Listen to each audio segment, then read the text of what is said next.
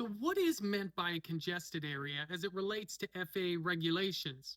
Well, this one's a bit complicated because the FAA does not define congested area or open air assembly of persons, and that's because each scenario presents its own risks. So, there's not just one legal interpretation, but there are multiple FAA legal interpretations, guidance, memos, advisory circulars, NTSB documents, and case law surrounding this specific issue. And all of those documents have one thing in common, and that is that the FAA recognizes there is no single definition for congested area or open air assembly of persons. But what that doesn't mean is that this is a gray area because they provide you with a ton of guidance to help you make a safe and legal decision when you're out there flying.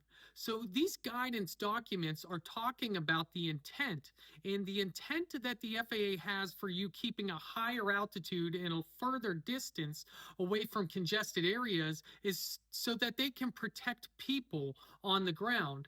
And generally, when they are talking about congested areas and open air assemblies, they're talking about larger gatherings of persons in smaller areas. So let's start out by taking a look into the regulation. So there's a couple key parts to this reg right off the bat that we need to make sure we understand. The first being the first sentence, which says, except when necessary for takeoff and landing, you essentially don't need to comply with the rest of the regulation. So if you're doing an approach and a landing or a takeoff and departure over a congested area, as long as it's necessary for takeoff and landing, you don't need to comply with that regulation.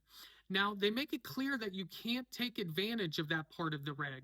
So you can't go a mile north of the airport and be doing your ground reference maneuvers and say you're still within the traffic pattern because the FAA does not consider that necessary for takeoff and landing.